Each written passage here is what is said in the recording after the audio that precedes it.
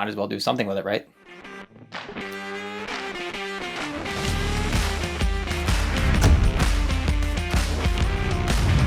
Welcome inside to the newest member of the NASCAR YouTube space, The Rundown. Hosted by yours truly, this will be your weekly recap of the latest on-track activity from the world of NASCAR, some of the most prominent rumors we've been hearing from inside the garage area, as well as our own exclusive content. So let's waste no time. Let's go! Hendrick Motorsports dominated Sunday's Firekeepers Casino 400, leading 156 laps of 200, but in the end, it was Team Penske's Ryan Blaney who walked away victorious, recording his second win of the season. Now, the race saw a significant playoff shakeup when Brad Keselowski and Austin Dillon made contact following the end of Stage 2. Keselowski took to Twitter to take blame for the accident after the race concluded. The crash moved Austin Dillon's teammate Tyler Reddick into a prime spot, now sitting just 25 points above the cut line, heading into the regular season finale at Daytona. To NASCAR's second series, this paint scheme must be their good luck charm. On the heels of College Racing's first ever Cup Series win, AJ Allmendinger recorded his 8th career series win at Michigan and his 6th top 5 in the last 8 races. Unfortunately, reigning champion Austin Cindric got caught up in a crash during Stage 2, causing the Team Penske driver to record his 3rd DNF of the season. Subbing for Michael Annett, Josh Berry, who recently announced he'll be full-time in the Xfinity Series in 2022, placed 4th after an impressive performance for Junior Motorsports in the number 1 car. Sheldon Creed is continuing his title defense after scoring the win and becoming the first driver to lock themselves into the round of 8 in this year's Truck Series edition of the playoffs. Many playoff contenders had their fair share of trouble, including regular season champion John Hunter Nemechek, Chandler Smith, Todd Gilliland, and Zane Smith. Now, both Smith drivers now sit below the cut line heading into Darlington. And a tip of the cap to Hailie Deegan, scoring her first top 10 finish of her Young Truck Series career, finishing 7th at Gateway. It was a big week for Carson Hocevar, officially confirming that his strong hack game will remain at Nice Motorsports for the 2022 season. The 18-year-old Truck Series rookie is having an impressive season, recording 6 top 10 finishes in 16 starts, including 3 top 5s, completing all but 2 laps throughout the season. Interestingly, during Friday night's race at Gateway, NASCAR's Loop data showed that Hocevar's average running position was 14.98. Yet, following being involved in multiple cautions, the 18-year-old muscled his way to an 8th place finish for Nice Motorsports.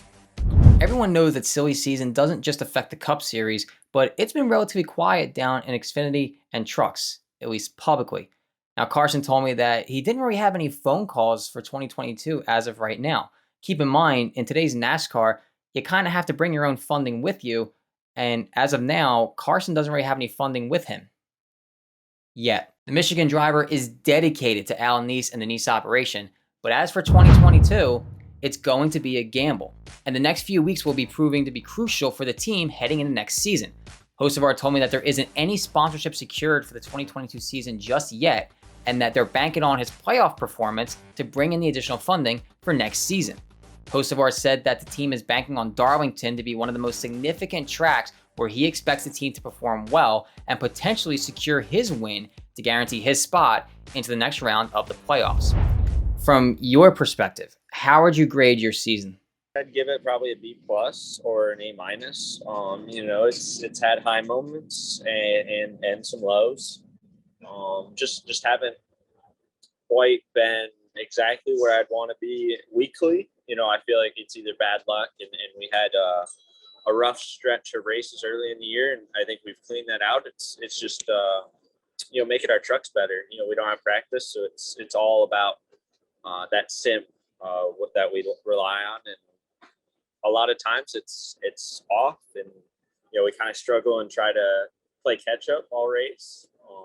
But when it's on, we run really good. So hopefully we can just iron out the details and have our trucks really good, firing off, and make our job a lot easier. Everyone can recall the absolute craziness that was the 2019 Coke Zero 400. Lightning strikes, Kurt Busch's regrettable pit stop, and a first-time winner for Spire Motorsports. That same design is coming back this weekend, with Spire confirming that they'll race the same yellow and black FOE design that Haley piloted to his first win as a Cup Series driver. The Indiana driver led a single lap, but it was the one that mattered the most, Now keep in mind too, that was his third career Cup start, and he walked away with the trophy. You can't count out Justin Haley on super speedways. He might just be an excellent dark horse pick, especially on the Cup Series side. Between his 4 wins in Xfinity and Cup, they all came on super speedways, 2 apiece at Talladega and Daytona. Now Haley, I feel like, is in a pretty good spot for next year. With Kaulig Racing going full-time Cup racing in 2022 in the number 16, which I feel like was a detail a lot of people missed, but to each their own.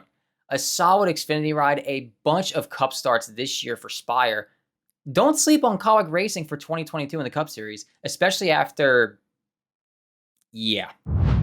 It was confirmed this weekend in Michigan that Eric Jones will return to the famed number 43 ride for the 2022 season.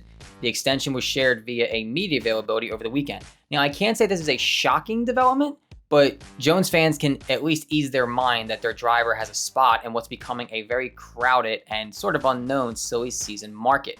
Now, it's been a bit of an off year for Jones, moving from JGR to RPM, only scoring 3 top 10 finishes and finishing on the lead lap only 11 times. It's a solid move for Jones, especially with the silly season market becoming very prominent in recent weeks. 23XI's second ride, who steps in the second Kaulig car, the GMS ride, part-time, full-time. There's a lot of unknowns still. Now with September inching closer and closer, expect the puzzle pieces for this year's silly season to start falling into place. And finally, some loose ends to tie up before Daytona. Landon Castle will make his NASCAR Cup Series return this weekend with Gaunt Brothers Racing. The Noah Suite designed Toyota features backing from Carnonally, Voyager, and E-Racer. This will be Castle's first Cup race since 2019 and is expected to return at Talladega. Natalie Decker is returning to the track. She'll re-up with Ave Motorsports for round 9 of the Trans Am Championship presented by Pirelli next month at Watkins Glen. N29 will return as the primary sponsor, including a brand new livery that's expected for her Audi R8. Now, as for her NASCAR side of driving, she's expected to return to the number 23 car in the Xfinity Series at Martinsville. And finally, Subway is returning to NASCAR, announcing on Tuesday that they'll back Kevin Harvick and Stewart Haas Racing for 2 races in 2021. As for sponsor Jimmy John's, repeated requests for clarification on their future in the sport have gone unfulfilled. Internet Archive data of the sponsors page on Stewart Haas Racing's website shows that as of May 5th, 2021, Jimmy John's was still listed as a team partner. It was noticed last week, specifically on August 18th, that Jimmy John's logo was no longer on the sponsors page. To add to the confusion, their logo was spotted on Kevin Harvick's car this past weekend in Michigan. That's going to wrap it up for this week's rundown. Hey, thanks for tuning in. If you enjoyed the episode, consider subscribing on the website's YouTube channel. Go ahead, I'll wait.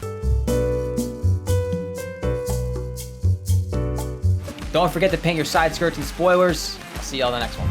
Thank you so much for tuning in to today's episode of The Rundown. If you really enjoyed what you saw, be sure to subscribe to the YouTube channel and keep your eyes on TobyChristie.com for the latest news, rumors, and exclusive content from inside the NASCAR garage.